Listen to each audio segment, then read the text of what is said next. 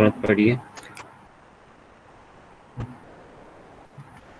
Calculus of variation क्या है, सबसे पहले इसका जो है ना थ्योरी पोर्शन हम पढ़ेंगे, उसके बाद फिर मैथमेटिकल पोर्शन हम इसका पढ़ेंगे। पहले थ्योरेटिकल पोर्शन में ये कह रहा है कि the sole aim of this technique is to find the curve for which some given line integral has a stationary value। ठीक है, ये लाइन क्या कह रहा है इसमें, इस जो कैलकुलस ऑफ वेरिएशन ये जो टेक्निक है, इसके थ्रू हम ऐसा कर्व फाइंड करते हैं दो पॉइंट्स के दरमियान जिसके लिए कोई गिवन लाइन इंटीग्रल की वैल्यू क्या हो, स्टेशनरी हो या जीरो हो। सबसे पहले जो है ना दो गिवन पॉइंट्स होंगे, उसके बीच में हमें कोई कर्व फाइंड करना है। अब एक बात मैं क्लियर करूँ कि दो गिवन पॉइंट्स के दरमियान जो है ना बहुत सारे कर्व हो सकते हैं, इनफाइनाइट नंबर ऑफ कर्व हो सकते हैं। ठीक है, उसमें से हमने वो पर्टिकुलर कर्व फाइंड करना है जिसके लिए इस लाइन इंटीग्रल की वैल्यू क्या हो, स्टेशनरी हो या जीरो हो। ठीक है, अब स्टेशनरी वैल्यू का मतलब ये है कि या तो उस कर्व के लिए जो है ना कोई फंक्शन की वैल्यू क्या होगी, जीरो होगी, या मैक्सिमम होगी, या मिनिमम होगी, या पॉइंट ऑफ इन्फ्लेक्शन होगी। ठीक है, ये तीनों पॉइंट्स हम जो है ना स्टेशनरी वैल्यू के अंदर आ जाते हैं, इनको हम स्टेशनरी वैल्यू कहते हैं। ठीक है, this can be used to solve problems like register form problem, minimum area of revolution, the rope hanging under the effect of gravity. ठीक है, ये जो कैलकुलस ऑफ वेरिएशन है इसके थ्रू हम जो है ना कुछ प्रॉब्लम सॉल्व करते हैं फिजिक्स के अंदर। ठीक है, सबसे पहले ब्रेचिस्टर फॉर्म प्रॉब्लम है, ये वो प्रॉब्लम है जिसका फाइंड करना होता है जिसमें कोई बॉडी को आप मूव करवा दे तो उसके लिए जो है ना मिनिमम टाइम लगे। ठीक है, वो कर्व आपने फाइंड करना है। ठीक है, तो इस प्रॉब्लम को हम ब्रेचिस्टर प्रॉब्लम कहते हैं। ठीक है, उसके बाद है मिनिमम एरिया ऑफ रिवॉल्यूशन। आप क्या जो है ना दो पॉइंट्स गिवन होते हैं ठीक किसी प्लेन में, तो उससे आप क्या करते हो, उससे जो दो पॉइंट्स है उसको आप रिवॉल्व करते हो। ठीक है, जब आप इस प्लेन में उस पॉइंट्स को रिवॉल्व करते हो तो वो आपको मिनिमम एरिया बना के दे देता है। ठीक है, ये वो प्रॉब्लम है। और थर्ड जो है ना the rope hanging under the effect of gravity. ठीक है, आपने एक रस्सी है आपके पास, तो आपने उसको इस तरह से लटकाना है, इस शेप में उस शेप में लटकाना है कि उसका जो है ना ग्रेविटेशनल पोटेंशियल जो है ना मिनिमाइज हो, मिनिमाइज कर ले। ठीक है, हम मिनिमम वो पॉइंट आपने फाइंड करना है, ये वो प्रॉब्लम है। ठीक है, उसके बाद है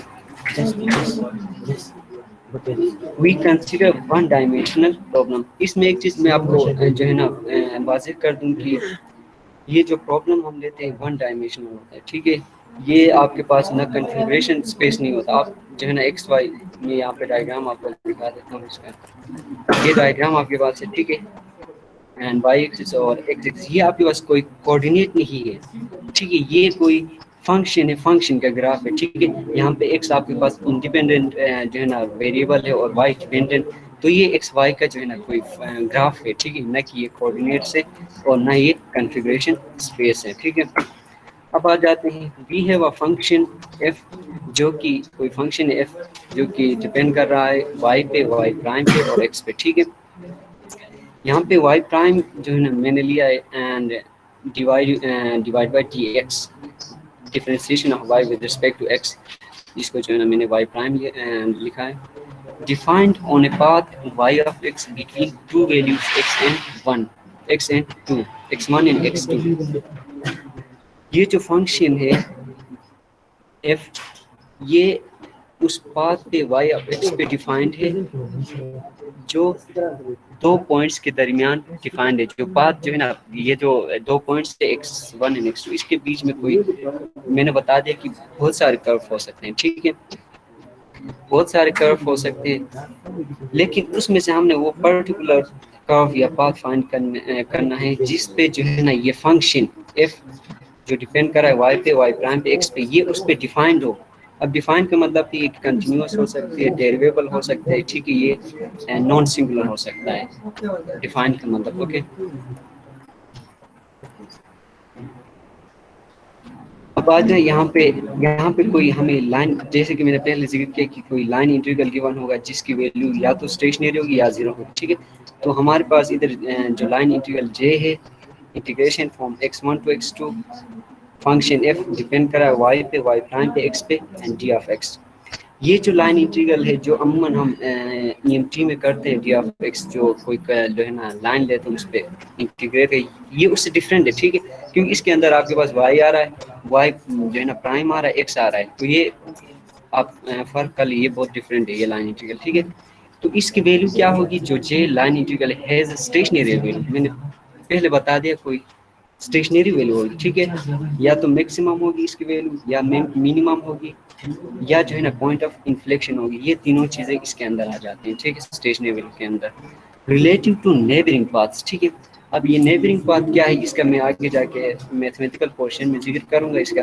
फिलहाल जो है ना अपनी जो नेबरिंग पाथ की कंपैरिजन में इस जे जो लाइन इंटीग्रल इसकी वैल्यू स्टेशनरी होगी, ठीक है, आप ये समझ लें। We consider only such right paths for which y of x y of x1 is equal to y1 and y of x2 is equal to y2। इससे क्या मतलब है, ठीक है, जो आपके पास बहुत सारे पाथ्स हो सकते हैं, ठीक है, उनके लिए जब आप यहाँ पे देखिए इस ग्राफ पे, ठीक है, मैंने यहाँ पे x1 y1 और x2 y2 दो पॉइंट्स लिखा जो है ना लिया है, इनके दरमियान बहुत सारे जो है ना कर्व्स हो सकते हैं, आपने वो पर्टिकुलर करेक्ट पाथ फाइंड करने हैं जिसके लिए लाइन इंटीग्रल की वैल्यू 0 होगी। और ये इसका मतलब ये है कि y of x1 is equal to y1, मतलब इस पॉइंट पे x1 y1 पे सारे कर्व्स आके मिलने चाहिए और x2 y2 पे सारे कर्व्स आके मिलने चाहिए, ठीक है। इसका मतलब ये है कि अगर अगर आपने जो है ना x1 रखा है यहाँ पे वैल्यू, तो उसी वक्त y की वैल्यू भी y1 होनी चाहिए, और same for this second point, ठीक है। तो ये कह रहा है यहाँ पे, this diagram does not represent a configuration space. ये मैंने पहले जिक्र किया कि ये जो डायग्राम है ऊपर एक्स वाई, ये कोई कॉन्फ़िगरेशन स्पेस नहीं है, ठीक है, ये कोई फंक्शन है, फंक्शन का ग्राफ है सिंपली। द पाथ या curve should be selected such that the variation of J must be stationary. ये पहले मैंने जिक्र किया कि जो आप ऐसा पाथ सिलेक्ट कर रहे हैं जिसके लिए जे में जो वेरिएशन है, जो लाइन इंटीग्रल है, जिसमें जो वेरिएशन है वो स्टेशनरी होनी चाहिए या जीरो हो, ठीक है। Since J has a stationary value for the correct path relative to any neighboring path, ठीक है, मैंने बताया पहले जिक्र किया कि J में जो है ना जो J की वैल्यू हो वो स्टेशनरी होनी चाहिए सिर्फ करेक्ट पाथ के लिए, ठीक है, न कि नेबरिंग पाथ के लिए। तो अपनी नेबरिंग पाथ के कंपैरिजन में J में जो वेरिएशन है वो स्टेशनरी होनी चाहिए, ठीक है। The variation must be zero related to any other path, ये मैंने जिक्र किया। अभी आगे चलते हैं। अब ये जो मैंने जो भी बताया अभी तक, ये था कैलकुलस ऑफ वेरिएशन का थ्योरेटिकल पोर्शन। अब हम इसका जो है ना मैथमेटिकल पोर्शन डिस्कस करेंगे, ठीक है। कह रहा है कि we put the problem in a form such that we can apply our familiar approach of differential calculus for finding the stationary point of a function, ठीक है। अभी तक जो हमने कहा थ्योरेटिकल पोर्शन में, उसको हम पहले से जो है ना डिफरेंशियल कैलकुलस के थ्रू हम कोई अप्रोच फेमिलियर ऐसा अप्रोच है जिसे हम जानते हैं, ठीक है। डिफरेंशियल कैलकुलस में आपको पता है कि जब कोई फंक्शन आपको गिवन हो, उसका आप क्या करते हो, जो है ना फर्स्ट डेरिवेटिव लेके उसको इक्वल टू जीरो करते हो, फिर सेकंड डेरिवेटिव लेके आप ये देखते हो कि आए ये फंक्शन आपके पास मैक्सिमम है, मिनिमम है, या पॉइंट ऑफ इन्फ्लेक्शन है। तो वो जो अप्रोच है कैलकुलस ऑफ वेरिएशन में, उसको हम इधर अप्लाई करेंगे जो हम पहले से जानते हैं, ठीक है। Since J must have a stationary value for the correct path, J में जो वेरिएशन होनी चाहिए, जे की जो वैल्यू होनी चाहिए वो स्टेशनरी होनी चाहिए, सिर्फ करेक्ट पाथ मींस जो पाथ हम फाइंड करना चाह रहे हैं, ठीक है, relative to any neighbouring path. किसके कंपैरिजन में, अपने नेबरिंग पाथ के कंपैरिजन में, ठीक है। The variation must be zero related to some particular set of neighboring paths labeled by an infinitesimal parameter alpha। अब देखिए इस लाइन पे आप गौर करें, ये बहुत इंपॉर्टेंट है, ठीक है। The variation must be zero related to some particular set of neighboring path। particular set of neighboring path, इसे क्या मतलब है, जिसको लेबल किया गया है अल्फा से, ठीक है। ये जो करेक्ट पाथ होगा, ये अपने आसपास जो पाथ होंगे उसके कंपैरिजन में जीरो होगा, इसमें वेरिएशन क्या होगी, जीरो होगी, ठीक है। तो particular set of neighbouring path मतलब बहुत सारे पाथ हो सकते हैं जिनको जो है ना इन्होंने क्या किया है, अल्फा से डिनोट किया है। अब अल्फा क्या है, अब हम जिक्र करेंगे इसका। Let the set of path is level by y x alpha. जो आपके पास सारे इंक्लूडिंग, ये देखो इस ग्राफ में आप देख सकते हैं यहाँ पे जो ब्लू लाइन है, जो कर्व है, उसको मैंने करेक्ट पाथ जो हम फाइंड करना चाह रहे हैं वो पाथ है, बाकी वो आपके पास नेबरिंग पाथ में आ जाते हैं। ठीक है, तो ये जो सारा सेट है इसको लेबल किया है वाई एक्स अल्फा से। ठीक है, अब अल्फा क्या चीज़ है, यहाँ पे नीचे देखिए, alpha is an arbitrary function scalar, sorry, alpha is arbitrary scalar. Alpha आपके पास एक आर्बिट्रेरी स्केलर है। ठीक है, अभी जो है ना particular set of paths y x alpha, मैंने कहा ये बराबर है वाई ऑफ एक्स जीरो। अब मैंने यहाँ पे अल्फा को जीरो लिया है, तो मतलब ये मेरा करेक्ट पाथ है, वो पाथ है जो मैं फाइंड करना चाह रहा हूँ।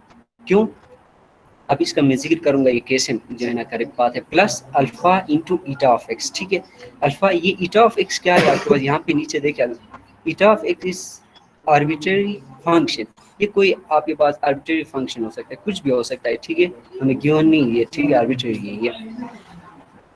अब यहाँ पे देखा जाए, are eta of x alpha plus y of x zero, मतलब ये जो वाई एक्स जीरो है ये मेरा करेक्ट पाथ हो गया, प्लस सम नेबरिंग पाथ। ठीक है, अल्फा इंटू ईटा एक्स, तो इनको जब मैं ऐड करूंगा मेरे पास वही एक जो है ना एक्चुअल जो सेट ऑफ पाथ्स आ जाएंगे। ठीक है, तो मैंने फिलहाल इसको इक्वेशन 1 नाम दिया। ठीक है, अब इसको मैं समझा देता हूँ अल्फा क्या है, ईटा क्या है। ठीक है, सपोज यहाँ पे दो कर्व्स है, ये ग्राफ में जो दो कर्व्स में कर्सर से दिखा रहा हूँ, एक जैसे कर्व से देखा जाए तो इसकी मिसाल ऐसी है। ईटा ऑफ एक्स में एक एग्जांपल समझा देता हूँ आपको। सपोज आपके पास दो सर्कल है, एक छोटा सर्कल है मीन्स उसका रेडियस कम है, एक बड़ा सर्कल है जिसका रेडियस ज़्यादा है। ठीक है, देखा जाए तो इन जो ये जो सर्कल है इनका जो इक्वेशन का जो फॉर्म है या इक्वेशन का जो नेचर है वो सेम है। ठीक है, जो सर्कल होंगे एक छोटा एक बड़ा, उसके इक्वेशन का जो नेचर या फॉर्म होगा वो सेम होगा, लेकिन उसके लिए जो आप कहते हैं ना वो साइज जो होगा सर्कल का यानी रेडियस वो डिफरेंट। सेम इस इन दो कर्व्स को देखें जो मैं कर्सर से दिखा रहा हूँ, इनका जो फंक्शन होगा या इक्वेशन होगा, नेचर होगा इक्वेशन का या फॉर्म होगा वो सेम होगा, लेकिन इनका साइज क्या है, चेंज है। अब एक्चुअल पाथ मेरा ये ब्लू से मैंने इसको जाहिर किया हुआ ये है।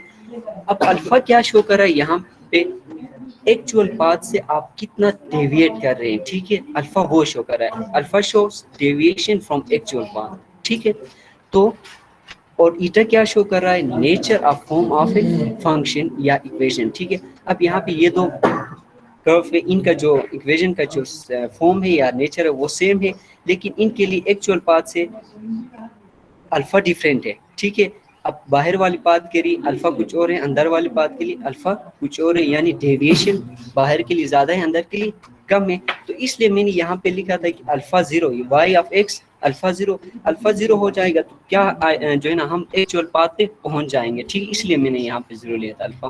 तो ये हमारा एक्चुअल पाथ है, क्योंकि एक्चुअल पाथ के लिए अल्फा क्या है आपके पास जीरो है, बाकी वो आपके पास जो है ना नेबरिंग पाथ हो गए। ठीक है, तो ईटा ऑफ एक्स आपको फंक्शन या जो है ना आपको कर्व का क्या बताता है, फॉर्म, नेचर, शेप बता देता है, और जो अल्फा है वो एक्चुअल पाथ से डेविएशन बता देता है। ये दो चीजें थी यहाँ पे।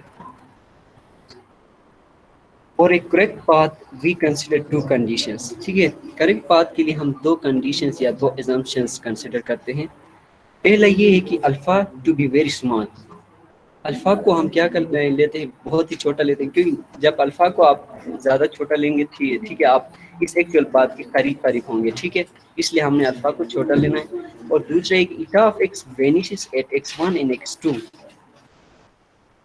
ईटा of x1 is equal to eta of x2 which is equal to 0। इसका क्या मतलब है, ईटा ऑफ x1, अब इस ग्राफ में आ जाए। ठीक है, eta of x1, eta of x vanish at x1 and x2, इसका मतलब ये है कि ये जो सारे कर्व से इनके लिए ईटा ऑफ एक्स इस पॉइंट पे सेम है, और सारे कर्व इस पॉइंट पे एंडिंग और इनिशियल पॉइंट्स में इनका ईटा ऑफ एक्स सेम है।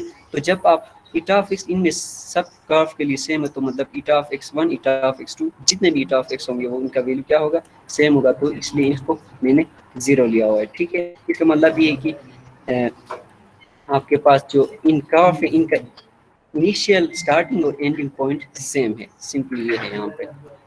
अब आ जाते हैं जे अल्फा इक्वल्स वजह है कि मुझे तो ये ग्राफ नीचे पर यहाँ पर एटा 1 और एटा 2 आप 0 कहते हैं, नहीं कर पा रहे हैं। ग्राफ दोबारा समझाएं। आपको बताता हूँ, ये आप दिखाएं, वो ग्राफ दिखाओ, शाबाश। वो किधर गायब किया? वो दिखाओ जहाँ पर एन पॉइंट पर आप देखें, एन पॉइंट्स पर आपने जो आर्बिट्रेरी फंक्शन ऊपर एक्सप्लेन किया, एटा x is an arbitrary function, जो कि आपको जो आपकी एक्चुअल पाथ जिसका नाम आपने करेक्ट पाथ दिया है उसमें से डेविएशन शो करता है।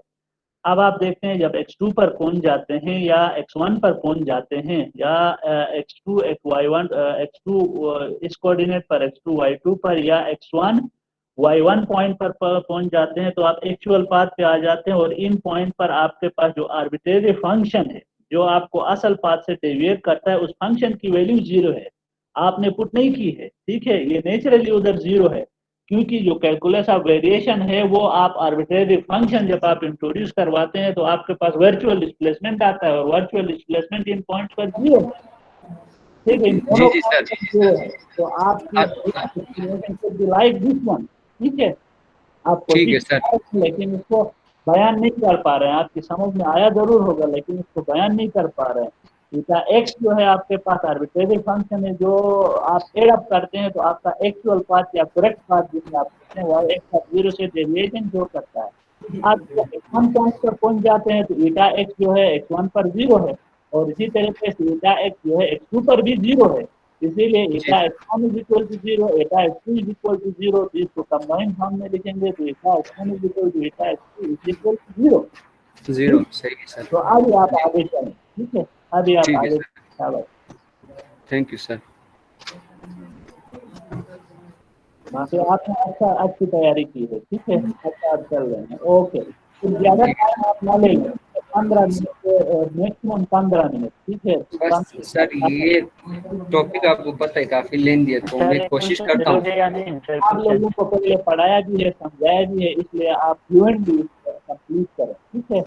ठीक है सर, बस इसको कंप्लीट करें ताकि दूसरों को भी मौका मिले, और मैंने 14 तारीख क्लास दे सकती है, उसके बाद आपका एग्जाम स्टार्ट होना है, फिर कोई प्रेजेंटेशन भेजेगी आप उसकी प्रेजेंटेशन, ठीक है, सर। आपको मौका देना। ओके, ठीक है सर, मैं कोशिश करता। अब यहाँ पे हमारे पास j into alpha which is equal to integration for x1 to x2 function y into x alpha comma y prime into x alpha and comma x d of x। अब यहाँ पे देखिए फर्स्ट थ्योरेटिकल पोर्शन में मैंने सिर्फ f को जो है ना, f डिपेंड कर रहा था y पे, y प्राइम पे और x पे। अब यहाँ पे f डिपेंड कर रहा है x पे, y पे, अल्फा पे सॉरी, और y प्राइम डिपेंड कर रहा है x पे, अल्फा पे, ठीक है। तो इस चीज़ का आप ख्याल रखें, ठीक है। पहले अगर आप आगे जाके आप अगर डिफरेंशिएशन लेंगे पहले फर्स्ट आप f के रिस्पेक्ट में y के रिस्पेक्ट में करेंगे, ठीक है।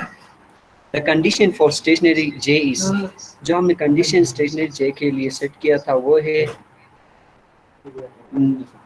bj divide by d alpha at alpha is equal to 0 is 0, ठीक है। वेरिएशन इन j क्या है, 0 है एट अल्फा 0।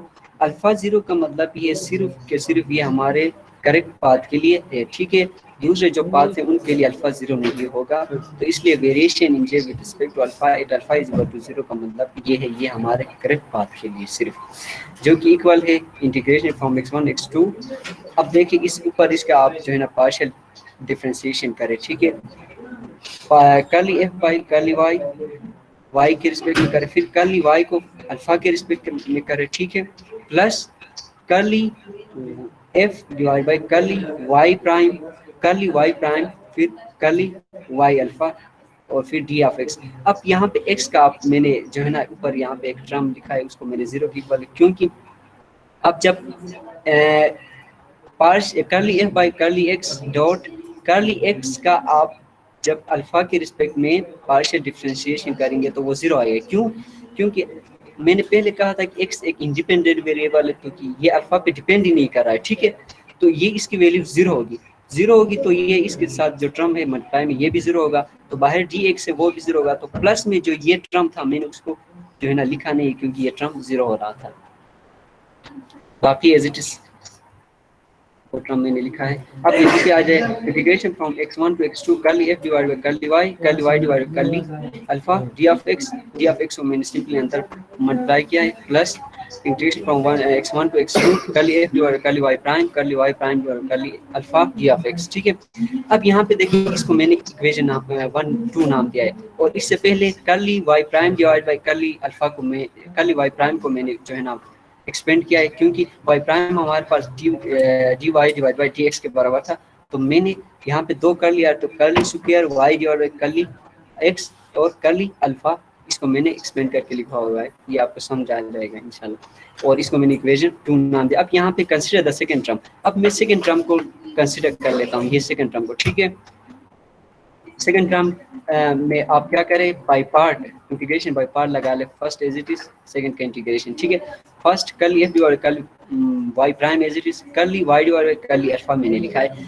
क्योंकि curly x divide by curly x, क्योंकि अब x का क्या कर रहे हैं, डिफरेंशिएशन भी कर रहे हैं और इंटीग्रेशन भी कर रहे हैं, तो ये एक दोनों एक साथ करे तो वो खत्म हो जाएगा। ठीक है, क्योंकि डिफरेंशिएशन और इंटीग्रेशन एक दूसरे के इन्वर्स है, तो यहाँ पे curly x divide by curly x जो कि वो खत्म हो जाएगा, उस टर्म को मैंने नहीं लिखा है, सिर्फ मैंने curly y divide by curly alpha को मैंने लिखा है। ठीक है, तो integration from x1 to x2 minus integration limits से मैंने पुट किया, minus integration x1 to x2 differentiation of first and integration of second, ये टर्म मैंने लिख दिया, d ऑफ x आ गया फ्रॉम इक्वेशन 1 जो कि मैंने लिखा था y into x comma alpha जो कि बराबर है y x comma 0 plus alpha eta of x। ठीक है, अब इस टर्म का आप रिस्पेक्ट टू अल्फा क्या करें, डिफरेंशिएशन करें, तो आप curly y divide curly alpha, अब यहाँ पे अल्फा है ही नहीं तो ये टर्म 0 होगा, और यहाँ पे curly alpha divide curly alpha जो कि 1 होगा, और ईटा ऑफ x रहेगा आपके पास,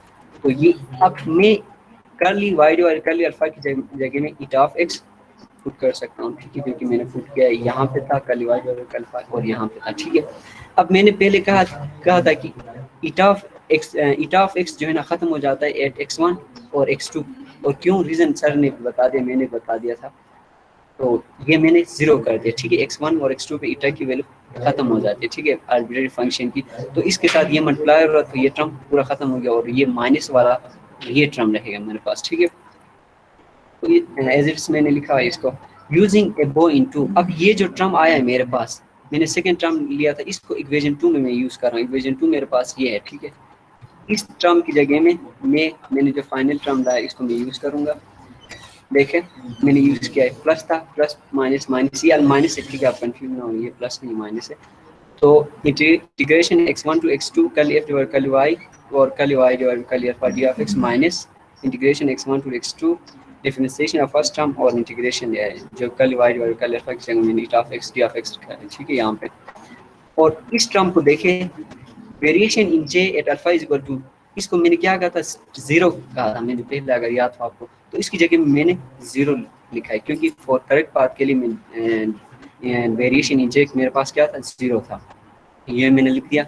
अब यहाँ पे आ जाए ईटा of x d of x और इंटीग्रेशन x1 टू x2, ये तीनों कॉमन है, तो मैं क्या करता हूँ, इनको कॉमन निकाल लेता हूँ, यानी ईटा of x d of x और इंटीग्रेशन x1 टू x2 मैंने कॉमन लिया, और अंदर curly f divide curly y minus d divide dx curly f divide curly y prime रहा मेरे पास। ठीक है, अब इस ये जो पूरा इंटीग्रल है इक्वल टू 0 के, क्योंकि मैंने ऊपर भी ये लिखा है इक्वल टू, ये इंटीग्रल 0 के इक्वल है, इसका मतलब ये है कि या तो इसको 0 होना होगा और या इस टर्म को 0 होना होगा, ये तो 0 नहीं हो सकता, ये आपके पास आर्बिट्रेरी फंक्शन, ये कुछ भी हो सकता है, तो लाजमी बात है इस जो ये जो ब्रैकेट के अंदर टर्म है इसको 0 होना होगा लाजमी, तो ये टर्म, इस टर्म को मैंने mx से रिप्लेस किया और eta of x d of x as it is है।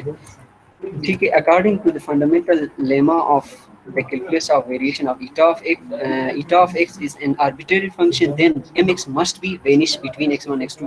इसकी मिसाल ऐसी है, तो मैं आप लोगों को जो है इबादत से कह देता हूँ। ठीक है, आप अपने जो है ना अपने मुताबिक अपनी दिमाग में कोई डिजिट सेलेक्ट करें। ठीक है, और मैं कहता हूँ एक डिजिट मैं सेलेक्ट कर देता हूँ। ठीक है, इबादत को मैं कहता हूँ आपका जो डिजिट है वो ईटा ऑफ x है और मेरा जो डिजिट है वो mx है, तो इबादत का जो डिजिट होगा वो कुछ भी हो सकता है, क्योंकि आर्बिट्रेरी है, ईटा ऑफ x मैंने लिया है। ठीक है, वो कुछ भी हो सकता है, तो जाहिर सी बात है मेरा डिजिट क्या होगा, 0 होगा, तो mx को मैंने क्या लिया है, 0 लिया है। यहाँ पे mx को मैंने जो ना इसकी इक्वल लिया था, तो ये टर्म जीरो होगा मेरे पास। Curly f divide curly y minus d divide d x curly f divide curly y prime is equal to zero. ठीक है, इसको कहते हैं हम आयलर इक्वेशन। ठीक है, इसे क्या कहते हैं?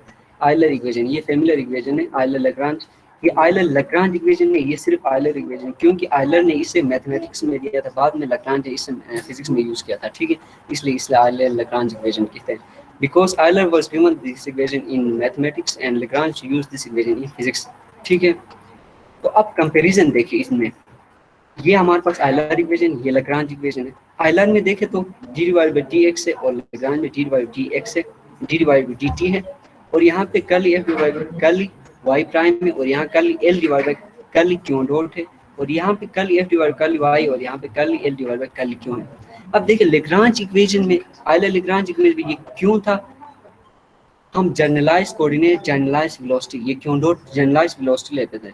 ठीक है, ये कुछ भी हो सकता है, इसके डायमेंशनल जो फॉर्मूला है ये वेलोसिटी के होना लाजमी नहीं है, ये वेलोसिटी के नहीं हो सकते, ये कुछ भी हो सकते हैं। ठीक है, इसी तरह मैंने पहले जिक्र किया कि एक्स वाई में जो एक्स और वाई में लिए लाजमी नहीं है कि इनका जो डायमेंशन फॉर्मूला लेंथ का हो, ये वाई प्राइम और वाई कुछ भी हो सकते हैं, जनरल है। ठीक है आपके पास, तो सर यहाँ तक कंप्लीट हो रहा है। एक एग्जाम्पल है, कर लूँ कि नहीं सर वो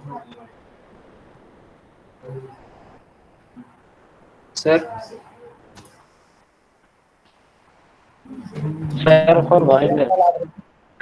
सर एक प्रॉब्लम भी है सर, वो कर लूँ कि नहीं?